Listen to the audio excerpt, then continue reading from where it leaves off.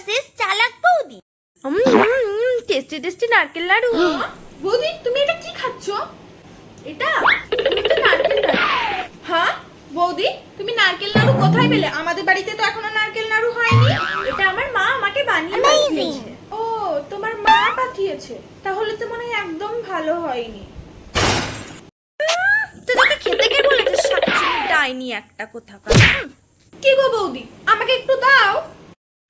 ছঁচা একটা। আমার মা নাকি নারকেল নাড়ু ভালো বানাতে পারে না। নীল আবার চাইছে, লোভে তো জিভ লক লক লক লক করছে। দাঁড়া দেখাচ্ছি তোর মজা। বোন, এটা কই দেখো সাপ। বোন, সাপ সাপ সাপ সাপ। আমি তো আগে থেকেই জানতাম এই ছোঁচা আমার মাকে অপমানও করবে, আবার আমার মায়ের বানানো খাবারও খেতে চাইবে। এই জন্য আমি আগে থেকে নুন এনে রেখে দিয়েছিলাম নারকেল নাড়ুতে মেশাবো বলে। দেখ নুন পোড়া নারকেল নাড়ু, এবার খেয়ে দেখ। কই বৌদি, কোথায় সাপ? ওহো, তাহলে মনে হয় আমারই চোখের ভুল ছিল। ছাড়ো, বাদ দাও। এ নাও, তুমি নাড়ু খাও। নারকেল নাড়ু দেখেই তো জিভে জল চলে এসেছে। নুনে পোড়া, তুমি আমাকে নুনে পোড়া নাড়ু খাওয়ালা। দাঁড়াও, তোমার ব্যবস্থা আমি করছি। তোমার নাড়ু তুমিই খাও।